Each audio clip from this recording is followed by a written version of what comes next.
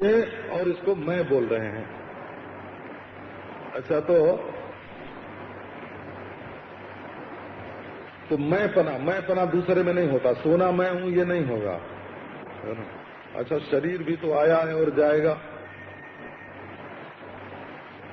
तो ऊपर ऊपर विचरण कर रहे हैं, गहराई में घुस के नहीं देते हैं।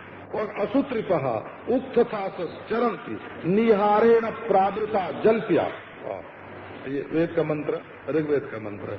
निहारेण प्रावृता जलप्या उक्तथा चरंती निहारेण प्रावृता। जैसे कुहासा छा जाता है तो आदमी को उसमें दूर तक नहीं सूझती है, निहार से प्रावृत हो जाते हैं। निहारेण प्रावृता जलप्या, केवल बकवाद में लग जाते हैं। उक्त सातः, केवल कर्म संबंधी जो अनुशासन है उसका पालन करते हैं। और इस प्रकार वे अपने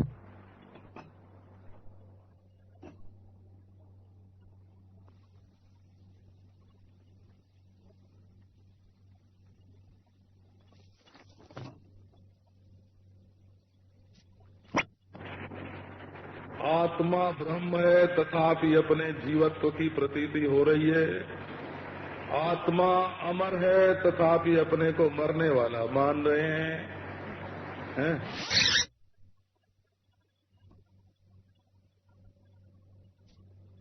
आत्मा अमर है तथापि अपने को मरने वाला मान रहे हैं? आत्मदेव कभी पापी पुण्यात्मा नहीं होते, लेकिन कर्म का संबंध अपने साथ जोड़कर पापी पुण्यात्मा हो रहे हैं। आत्मा कभी सुखी दुखी नहीं होता, लेकिन फल का संबंध अपने साथ जोड़ करके पापी पुण्यात्मा हो रहे हैं। अरे वो तो देश की कल्पना का प्रकाशक है, कभी कहीं आता जाता नहीं है, कहीं आता जाता नहीं, लेकिन देश की कल्पना करके आना जाना अपने में, देश के संबंध से देश को अपने में मानकर अपना जाना आना मानते हैं। देश को अपने से संबद्ध मान करके, काल को अपने से संबद्ध मान करके अपने में जन्मना मरना मानते हैं। कर्म का अपने में संबंध मानकर अपने को पापी पुण्यात्मा मानते हैं, और फल का अपने साथ संबंध मानकर अपने को सुखी दुखी मानते हैं। और ये जो परिच्छिन्न दृश्य हैं उनके साथ अपना संबंध मानकर अपने को परिच्छिन्न मानते हैं। और कई लोग ऐसे भी होते हैं जो संपूर्ण कारण में रहने वाले चैतन्य है ना, संपूर्ण कारण के साथ अपना संबंध मानकर अपने को ईश्वर मानते हैं। वो भी अभ्यास ही है बोला। जैसे व्यष्टि में अपने को जीव मानना अध्यास है, वैसे समष्टि में अपने को ईश्वर मानना अध्यास है। केवल देश में मानना अध्यास है, केवल काल में मानना अध्यास है, केवल वस्तु में मानना अध्यास है, तीनों में मानना अध्यास है, तीनों की कार्यावस्था में मानना अध्यास है, तीनों की कारणावस्था में मानना अध्यास है, और तीनों की अभावावस्था में मानना भी अध्यास है। और नारायण तो भाव अभाव की कल्पना से विरहित, कार्य कारण की कल्पना से विरहित, है ना, नित्य और अनित्य की कल्पना से विरहित, छिद्र और विशाल की कल्पना से विरहित, अणु और महान की कल्पना से विरहित, जो सत्य वस्तु है उस सत्य में दृश्यमान जो अनृत है, उस अनृत का, अनृत माने झूठ, मिथ्या, उस मिथ्या का संबंध जोड़ करके, और ये मनुष्य अनर्थ का भागी बन रहा है। संसार में जितना अनर्थ है वो केवल अज्ञान मूलक है, मिथ्या ज्ञान निमित्ता। तो इसमें मिथ्या ज्ञान निमित्ता शब्द में विवरण प्रस्थान और भामती प्रस्थान का मतभेद है। ऐसा है कि वेदांत पढ़ने की जो प्रणाली थी ना, उसमें व्याकरण, न्याय, मीमांसा, इनका अच्छा पंडित पहले हो ले, है ना, और फिर शास्त्रोक्त रीति से वेदांत मीमांसा का अध्ययन करे, तो कई बातें उस पांडित्य की भी अपेक्षा रखती हैं। तो विवरण प्रस्थान में और भामती प्रस्थान में, जिज्ञासा सूत्र में भी मतभेद है, बोला जिज्ञासा सूत्र के अर्थ में, पर वो मतभेद ऐसा नहीं है कि उससे कोई तत्वज्ञान पर आंच आ जाए या ब्रह्म पर आंच आ जाए, ऐसा मतभेद नहीं है। वो तो बुद्धि का प्रकर्ष है।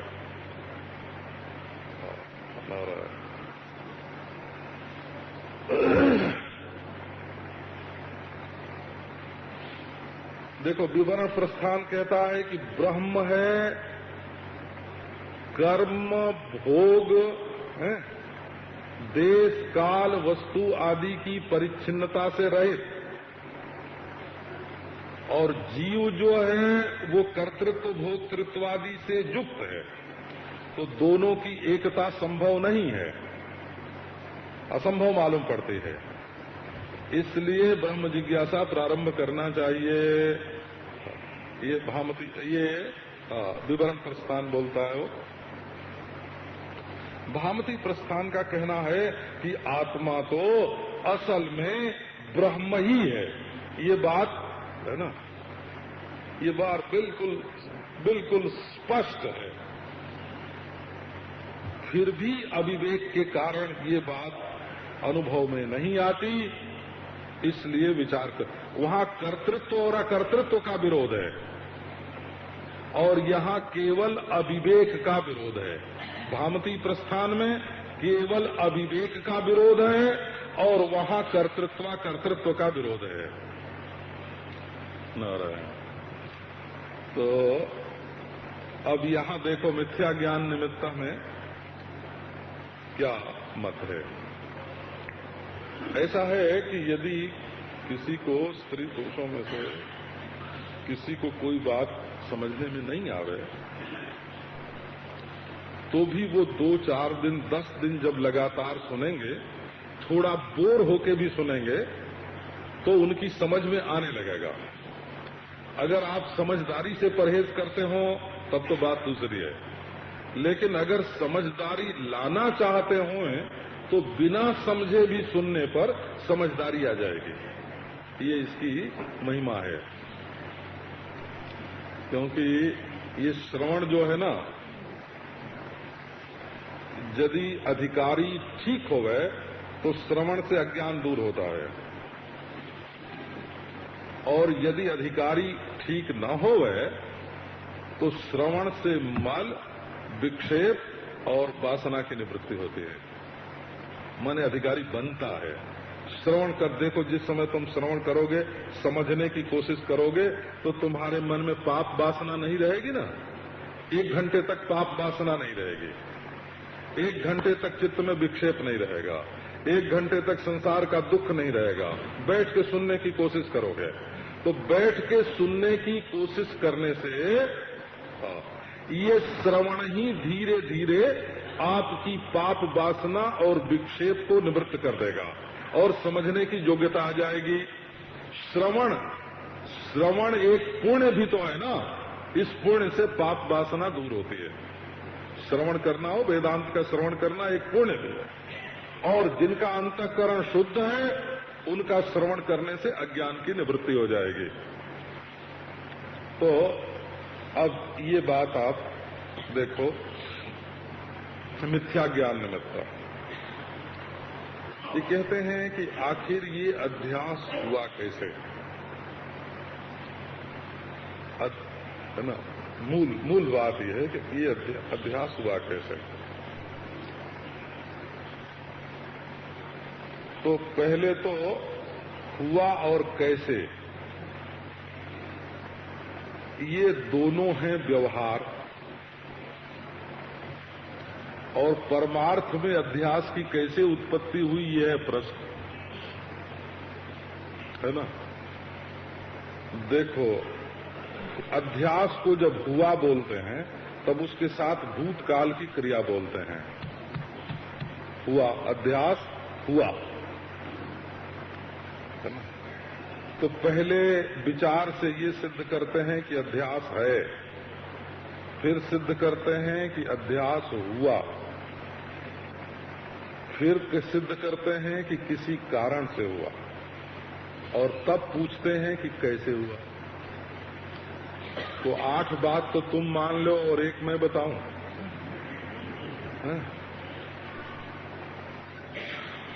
बोले महाराज ये नीलिमा जो आकाश में दिखती है ये कैसे पैदा हुई, आपको एक दृष्टांत देते बता। तो माने देखो, नीलिमा है, ये बात घड़ा जैसे बनता है वैसे पहले तुमने ये अपने आप मान लिया कि नीलिमा है, इसकी तो जांच नहीं की कि है कि नहीं है, पहले मान लिया कि नीलिमा है।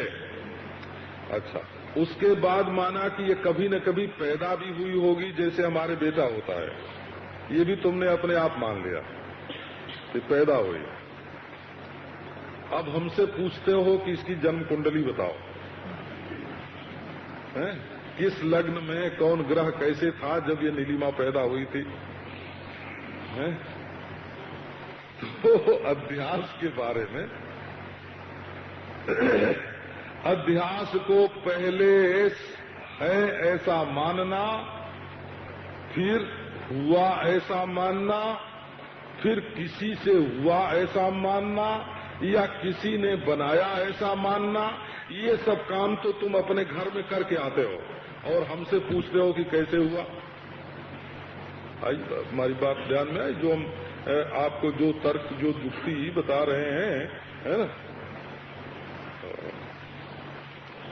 तो अब जरा एक ऐसी बात बता रहे हैं।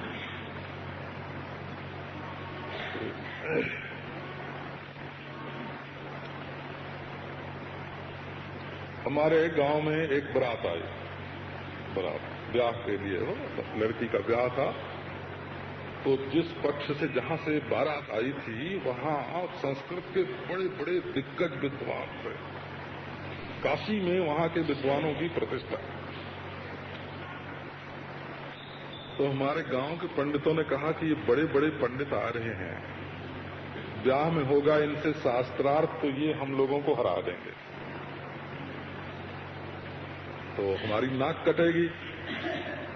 अब महाराज पंडित आए काशी के बारात में, और गांव के छोटे छोटे पंडित हमारे एक भाई लगते थे, और उन्होंने कहा कि कोई परवाह मत करो, शास्त्रार्थ में हम जीतेंगे।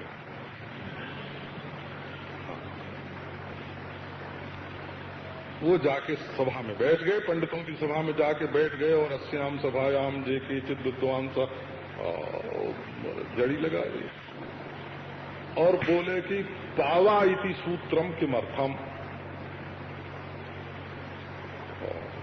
तो पावा इस सूत्र, ये सूत्र क्यों है।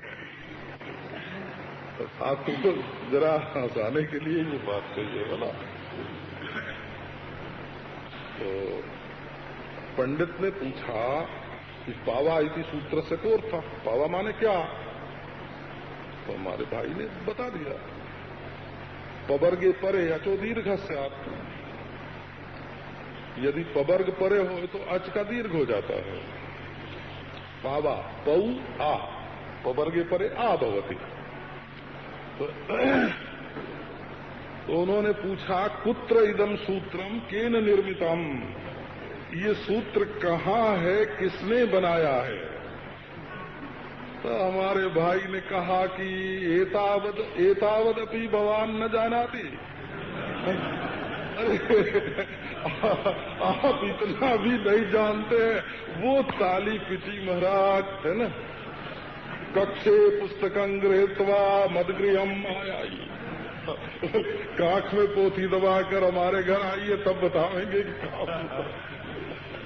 अरे बाबा, हमने पूछा कि ये तुमने कहाँ का सूत्र पूछा, बोले कि सूत्र होता तब पूछते, तब तो अगर सूत्र होता और हम पूछते हैं तब तो इतना बड़ा विद्वान महाराज शिवकुमार शास्त्री जैसा सारे शास्त्र उसको मुखाग्र है, वो तो हमको परास्त ही कर देता।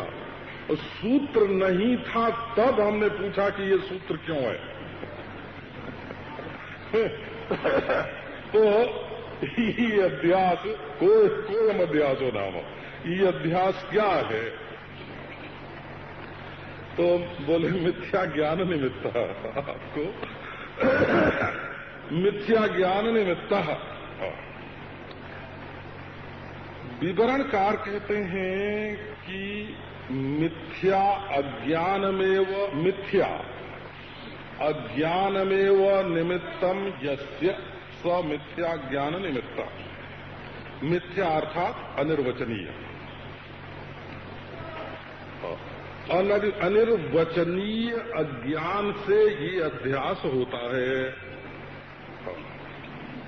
अनिर्वचनीय अज्ञान से ये अध्यास होता है कि देखो कोई आदमी रस्सी को सांप क्यों समझता है, इसी का नाम तो अध्यास है ना।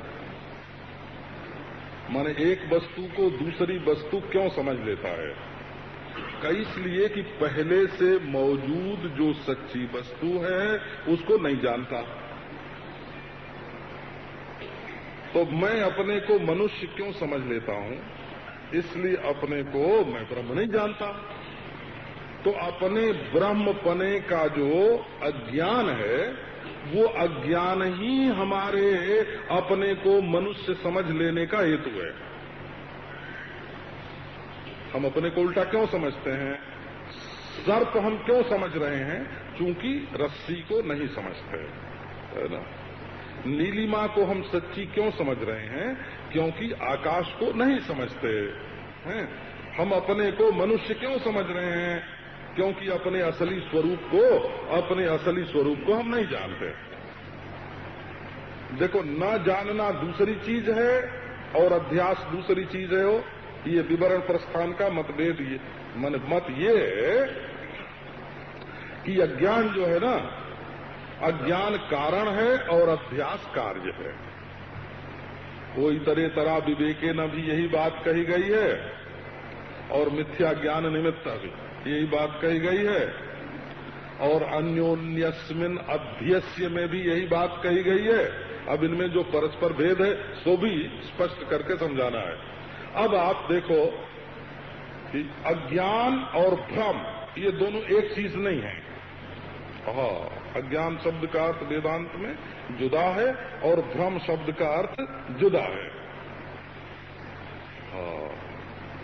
किसी चीज को न जानना अज्ञान है, इतना ही, केवल न जानना अज्ञान है। और उसको एक की जगह पर दूसरी चीज जान बैठना, है ना, दूसरी चीज जानना, ये भ्रम है। आकाश को न जानना एक बात है और उसको नीला जानना दूसरी बात है। आकाश को न जानना अज्ञान है और उसको नीला जानना भ्रम है। रस्सी को न जानना तो एक चीज है, लेकिन रस्सी को सांप समझना, डंडा समझना, फूल की माला समझना, धारा समझना, ये भू छिद्र समझना कि दरार है धरती। देखो, रस्सी को न जानना एक चीज है, लेकिन भ्रम अनेक रूप हो सकता है। तो भ्रम कैसा कैसा हो सकता है? भ्रम, उस रस्सी को आप सांप भी समझ सकते हैं, माला भी समझ सकते हैं, डंडा भी समझ सकते हैं, दरार भी समझ सकते हैं, कोई धारा भी समझ सकते हैं। ये सब क्या है? भ्रम के अनेक रूप होते हैं, पर अज्ञान केवल अधिष्ठान का होता है। ये देखो, अज्ञान और भ्रम का आपको भेद समझाने की कोशिश कर रहे हैं। वैलक्षण है, ये वेदांत की भाषा में इसको भेद नहीं बोलते हैं। वेदांत की भाषा ये विलक्षण और भेद भी अलग अलग हैं। बोला, लक्षण में अलगाव कर देना ये दूसरी चीज है है ना, और वस्तु में भेद होना ये दूसरी चीज है। नीलिमा होने से आकाश में भेद नहीं हुआ, परंतु आकाश चक्षुर्ग्राह्य नहीं है और नीलिमा चक्षुर्ग्राह्य है, इसलिए दोनों के लक्षण अलग अलग हैं। वैलक्षण्य बोलते हैं, वेदांत में वैलक्षण्य शब्द का प्रयोग किया जाता है। लक्षण दोनों के एक नहीं है, वैलक्षण्य है। रज्जु जो है वो तो स्वर्ण, पट्ट, है ना, आदि की रश्मियों से निर्मित है ना, सूत्र, रुई के सूत्र से निर्मित है रज्जु। परंतु सर्प क्या रुई से बने हुए सूत और सूत की बनाई हुई डोरी, है ना, सूत की बनी हुई रस्सी है। दोनों का बिल्कुल स्वरूप ही अलग अलग है। तो अब देखो भ्रम, नारायण, ये हुआ अब मिथ्या ज्ञान निमित्त। तो भ्रम का निमित्त क्या है का अज्ञान, अधिष्ठान के स्वरूप का अज्ञान भेद के भ्रम का हेतु है। वो अज्ञान कैसा है तो बोले मिथ्या है। अज्ञान कैसा है बोले मिथ्या है। मिथ्या शब्द अनिर्वचनीय वचना, अनिर्वचनीय है। भला आत्मा में अज्ञान कैसे होगा? तो कैसे तुमको अच्छा अज्ञान नहीं है ना? कि नहीं है, कि तब तुम ब्रह्म हो। जब तुमको मालूम पड़ता है कि अज्ञो हम, मैं अज्ञानी हूं, देखो सपने में आपको पूरब पश्चिम ऊपर नीचे दिख रहे हो और कोई वहां पूछेगा तो बोला वो पूरब की ओर सबसे पूरब क्या पड़ेगा? बोले हमको मालूम नहीं है। कब सबसे पश्चिम क्या है? कब वो हमको मालूम नहीं है। तो ऊपर क्या है? कब मालूम नहीं है। नीचे क्या है? मालूम नहीं है। समझो कि सपने में आपको धरती दिख रही है और किसी ने पूछा कि धरती के बाद क्या है, तो आप कहेंगे कि हमको मालूम नहीं है। अब आप जाग जाएं तो हम आपको बता देंगे कि सपने में जो आपकी धरती दिख रही थी उसके पूरब कौन था, पश्चिम कौन था, ऊपर कौन था, नीचे कौन था, तो हम बता दें। और तुम ही थे, है ना? सपने में जो धरती दिख रही थी उसके ऊपर नीचे, दाहिने बाएं, भीतर बाहर सब तुम ही थे, है ना? अब हम बता सकते हैं जागृत में। इसी प्रकार जागृत में ये जो सृष्टि दिख रही है ना, इसके ऊपर क्या है, नीचे क्या है, बाएं क्या है, दाएं क्या है, बाहर क्या है, भीतर क्या है, अभी तुम नहीं बता सकते। लेकिन यदि प्रबोध हो जाए, जाग जाओ तुम, अज्ञान छूट जाए ना, तो तुम कहोगे अहम एव अधस्तात्, अहम एव उपरिष्टात्, अहम एव अधस्तात्, अहम एव पश्चात्, अहम एव पुरस्तात्। उपनिषद में ऐसा आता है। वो तो ब्रह्म ज्ञान होने से, ब्रह्म ज्ञान होने से आवेगा, अधिष्ठान ज्ञान।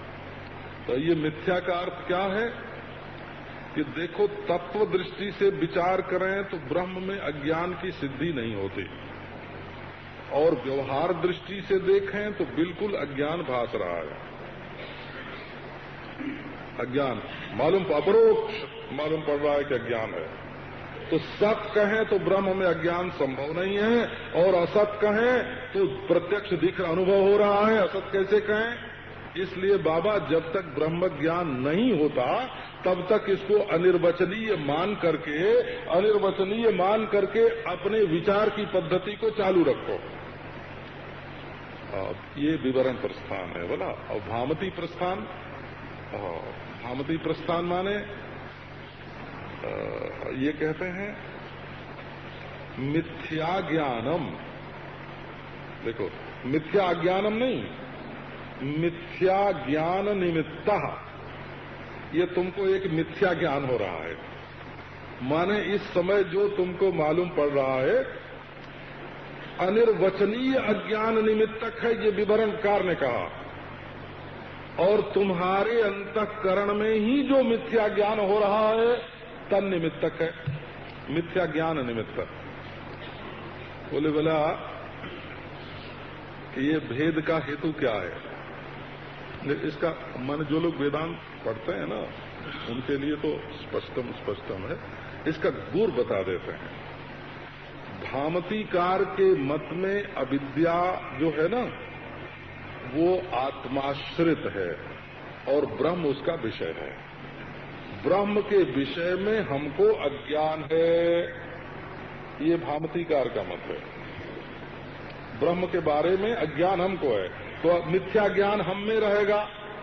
मिथ्या ज्ञान हम में रहेगा, ब्रह्म में कहां से रहेगा? है? तो अनिर्वचनीय अज्ञान की सिद्धि करने की कोई जरूरत नहीं है। मिथ्या ज्ञान तो जीवाश्रित है, ये भ्रम है, ये भ्रांति है, ये अध्यास है। और विवरणकार के मत में आश्रयत्व विषयत्व भागिनी निर्विभाग ब्रह्म ही अज्ञान का आश्रय है और ब्रह्म ही अज्ञान का विषय है। तो सुरेश्वराचार्य कहते हैं, नारायण सुरेश्वराचार्य वेदांता वार्तिकावधि, सुरेश्वराचार्य कहते हैं कि जिस आत्मा को तुम अविद्या का आश्रय मान रहे हो और ब्रह्म को विषय मान रहे हो, असल में वो ब्रह्म और आत्मा एक हैं कि नहीं? का एक ही है, का एक ही है। तो आश्रय और विषय को अलग करने की क्या जरूरत है? एक ही रहने दो ना। जो हम ब्रह्म को नहीं जानते हैं, कौन नहीं जानता है? बोले मैं। किसको नहीं जानते हैं? कि ब्रह्म को। तो ब्रह्म को नहीं जानते हैं, इसलिए अज्ञान का विषय हुआ ब्रह्म। हम ब्रह्म को नहीं जानते हैं। कौन नहीं जानता है? बोले मैं नहीं जानता हूं। तो मुझ में हुई अविद्या, तो मिथ्या ज्ञान मुझ में रहता है और वो ब्रह्म के बारे में है। तो मिथ्या ज्ञान का विषय ब्रह्म है और आश्रय मैं हूं। बोले तत्व ज्ञान हो जाए तो बोले जो ब्रह्म सो मैं, तो असल में मैं ही आश्रय और मैं ही विषय। तो इस झगड़े को काहे को उठाते हो? ये भामतीकार और विवरणकार के विचार का भेद है। नारायण अब नारायण वो देर हो गई।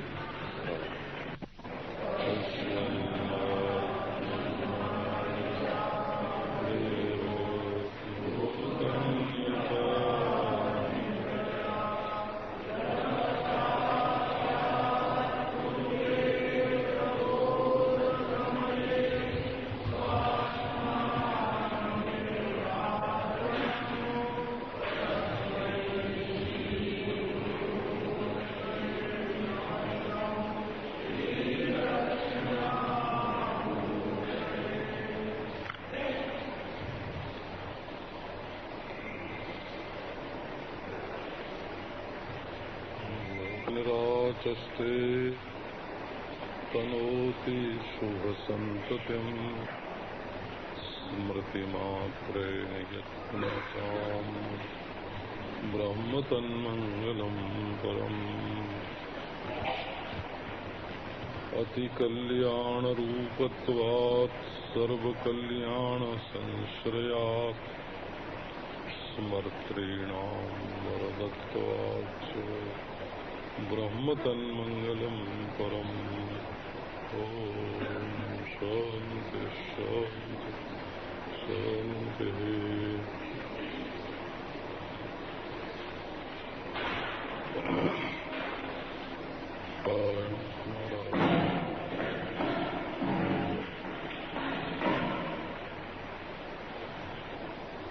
एक बहुत साधारण विचार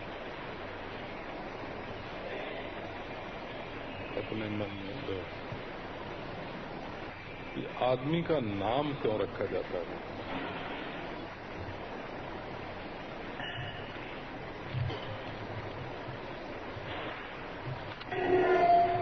क्या नाम देह रहे तो चल सकता है क्या?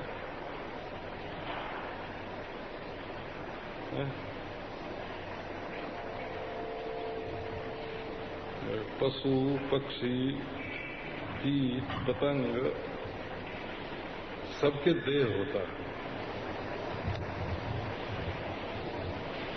तो केवल देह नाम रखने से मनुष्य का बोध नहीं होगा।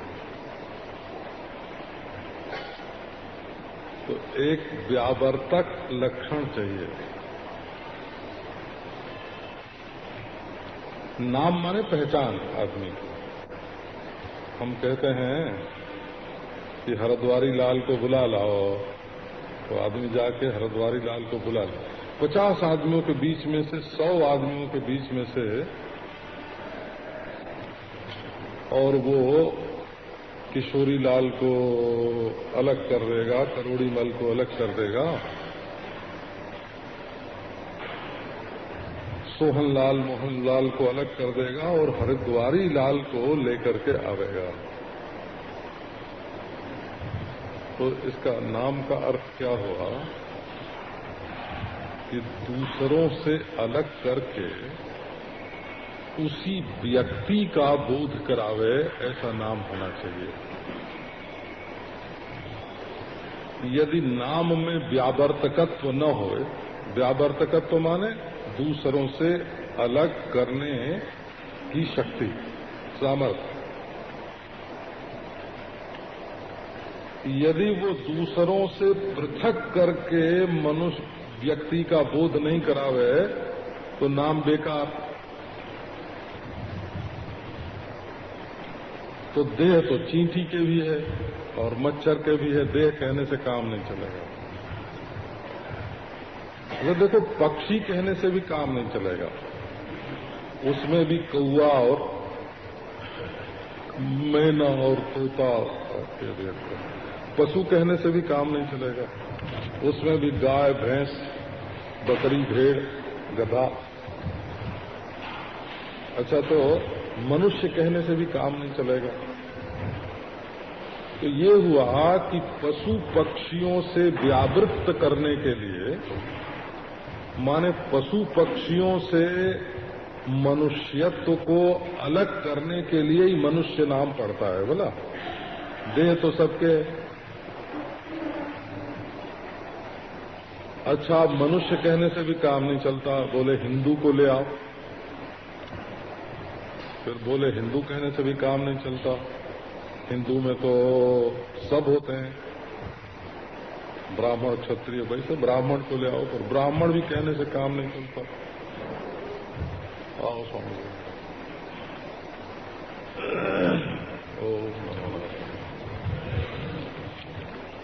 ब्राह्मण में भी द्विवेदी त्रिवेदी चतुर्वेदी शुक्ल हो जाते हैं, फिर भी काम नहीं चलता। तो अमुक वंश वाले को ले आओ, उससे भी काम नहीं चलता। फिर अच्छा, अमुक के बेटे को ले आओ, तो एक बाप के बेटे भी 4 होते हैं, तो उससे भी काम नहीं चलता है। तो सबसे अलग करके उस व्यक्ति का बोध कराने वाला, सबकी व्यावृत्ति, इसको संस्कृत में अब इस नाम को क्या बोलेंगे कि इतर व्यावर्तक हो करके जो उस व्यक्ति का, जाति का, वस्तु का बोध करावे, उसका नाम है ना, नाम है। तो बोले पहले तो लोग संस्कृत पढ़ते थे ना, तो बोलने मात्र से इस बात को समझ जाते थे। इतर व्यावर्तकत्व कहने मात्र से ही दूसरे को छांट देने वाला, दूसरे को अलग कर देने वाला, उसको नाम बोलता है। तो मैं इसी से मैं देह हूं,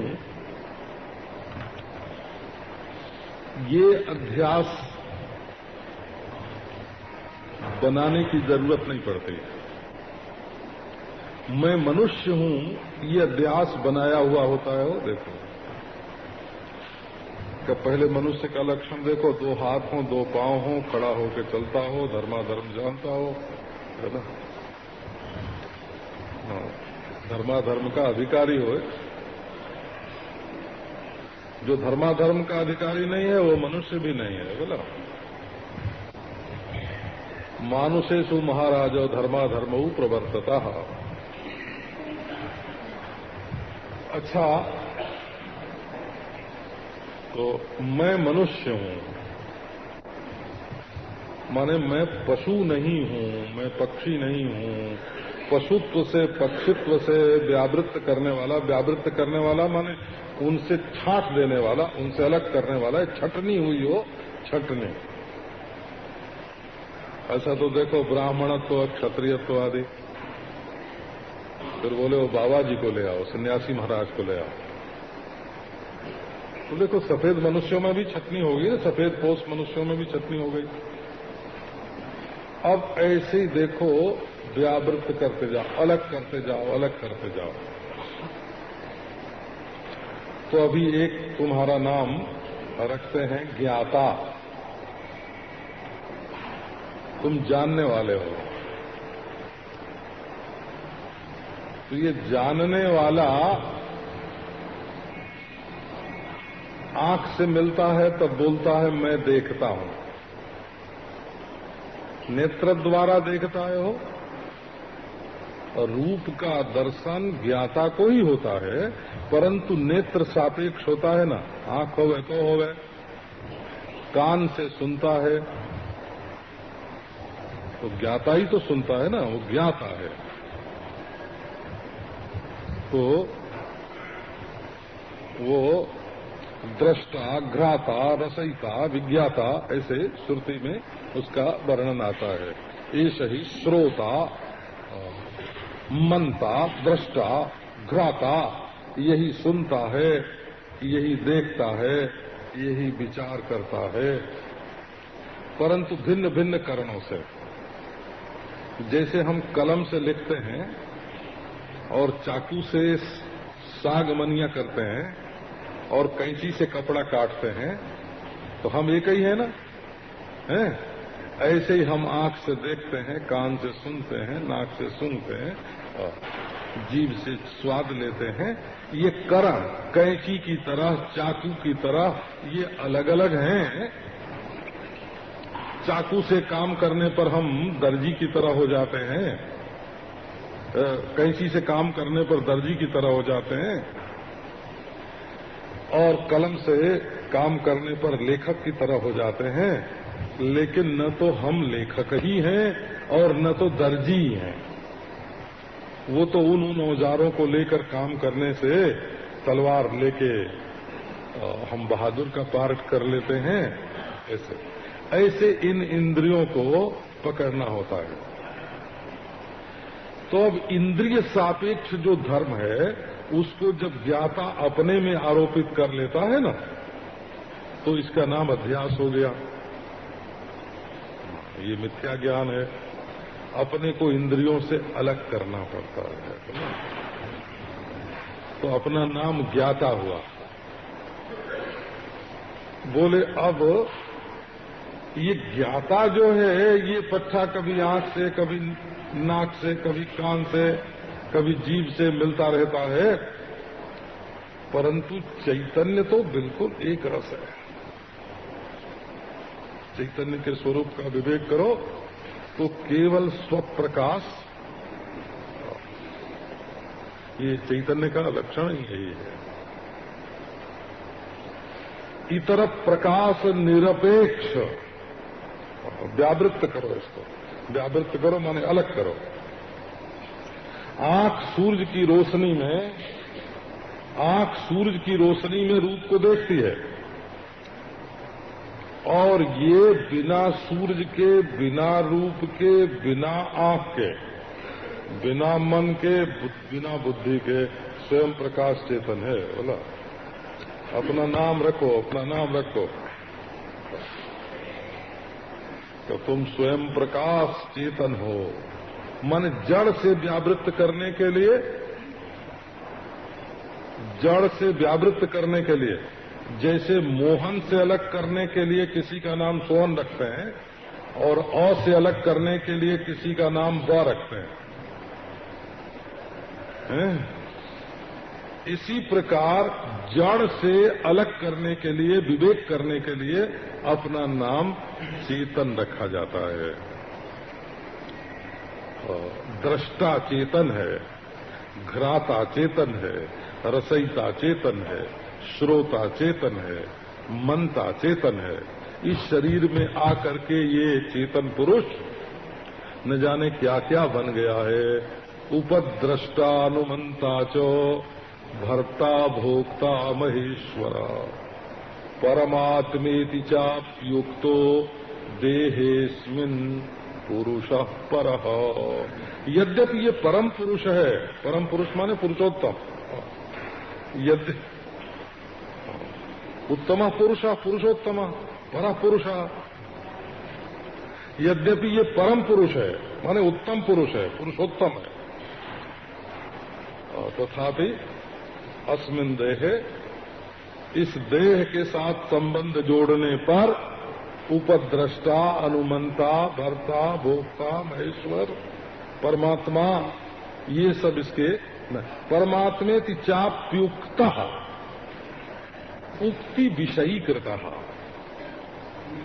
उक्ति का विषय बना दिया गया, वचन का विषय बना दिया गया, माने इसका नाम रख दिया गया। है कौन का? है तो ये पुरुषोत्तम। तो आप अपने उस स्वरूप का ध्यान दीजिए कि जो बदलती हुई दुनिया में केवल जानना मात्र है, जानने वाला नहीं, जानने वाला नहीं, जानना मात्र है। और जानने वाला जब होगा ना तो वो ज्ञानी हो जाएगा। तो जैसे धन जिसकी मुट्ठी में हो सो धनी, वैसे ज्ञान जिसकी मुट्ठी में हो सो ज्ञानी। तो वो तो ज्ञान से अतिरिक्त, जैसे धन से अलग धनी होता है, वैसे ज्ञान से अलग ज्ञानी हो जाएगा, और ज्ञान से अलग होते ही वो अज्ञानी हो जाएगा। जहां अपना नाम ज्ञानी रखा वहां अज्ञानी हुआ। ये वेद में बिल्कुल स्पष्ट रूप से है। हो अविज्ञातम विजानताम, विज्ञातम अभिजानताम, नाहम मन्ये सुवेदेति। तो अपना नाम ज्ञानी रखोगे तो जैसे धन से जुदा धनी, वैसे ज्ञान से जुदा ज्ञानी है, और जो ज्ञान से जुदा सो अज्ञानी।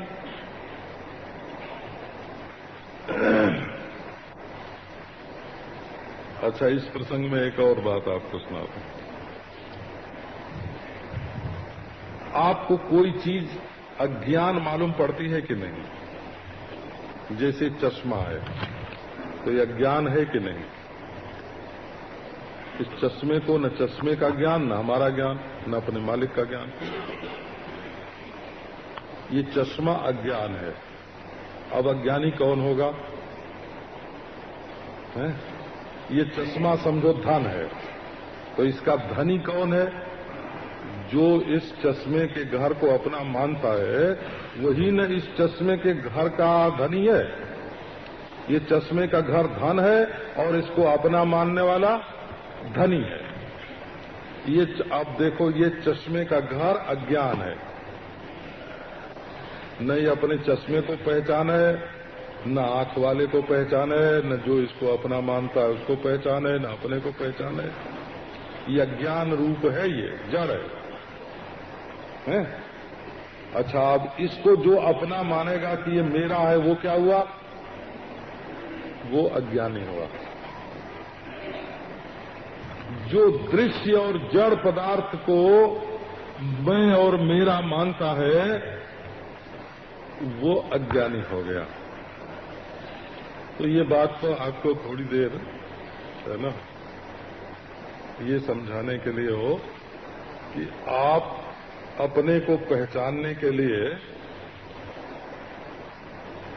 सबसे अलग करने के लिए नाम का प्रयोजन ही है कि पशु से अलग करने के लिए मनुष्य, मनुष्यों में से छांटने के लिए हिंदू, हिंदुओं में से छांटने के लिए ब्राह्मण, ब्राह्मणों में से छांटने के लिए सन्यासी हैं, सन्यासियों में से छांटने के लिए बोले विरक्त, विरक्तों में से छांटने के लिए विवेकी, विवेकी में से छांटने के लिए विवेकियों में से हंस,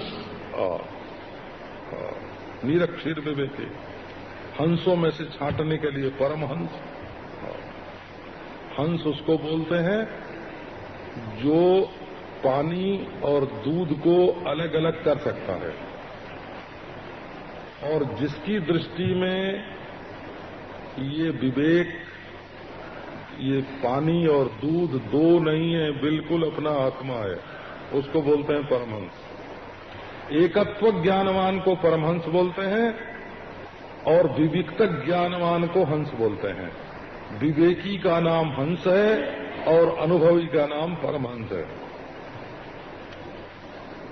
अच्छा, ये आपको आप देखो, अब हम आपका नाम चेतन रखते हैं कि आप चेतन हैं,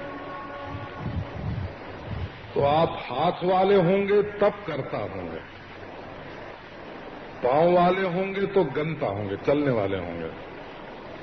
पांव वाला चेतन चलता है, हाथ वाला चेतन करता है, जीभ वाला चेतन बोलता है, आंख वाला चेतन रूप देखता है, कान वाला चेतन सुनता है।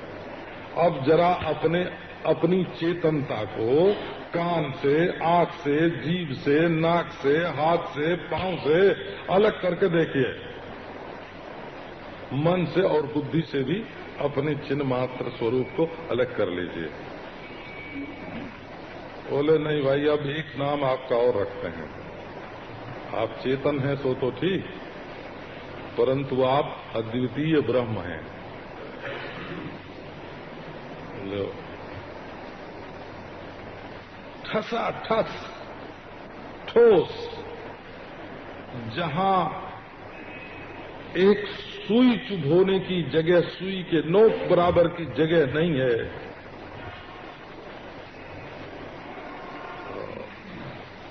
अवकाश नहीं है जिसमें, और अवकाश जिसमें कल्पित है, और अवकाश जिससे प्रकाशित है, और एक सेकेंड, एक क्षण जिसमें नहीं है, क्षण का अरबवां हिस्सा भी नहीं है, और क्षण जिससे प्रकाशित है, और क्षण की कल्पना का जो अधिष्ठान है, क्षण का जो अधिष्ठान है, जो कण का अधिष्ठान है, कण की कल्पना का प्रकाशक है, जिसमें एक अन्य कण के लिए भी अवकाश नहीं है, ऐसा अद्वितीय तत्व ब्रह्म है। आपका नाम अब ब्रह्म रखते हैं। तो ब्रह्म रखते हैं भेद के निरसन के लिए, भेद की निवृत्ति के लिए, भेद मात्र की निवृत्ति के लिए आपका नाम ब्रह्म रखते हैं। हमारा आपका नाम रख करके हे ब्रह्म जी इधर आओ, ये कहने से मतलब नहीं है। आप देखोगे और आपके जितने नाम होंगे वो सब व्यावहारिक होंगे। ब्रह्म नाम भी व्यावहारिक है। आप में अपने अल्पत्व की जो भ्रांति है, इस भ्रांति के निवारण का व्यवहार करने के लिए आपका नाम ब्रह्म है, ये भी ठीक है। पर आप जब आपका नाम रखा जाता है तो कौन सी भ्रांति निवारण करने के लिए क्या नाम रखा जाता है?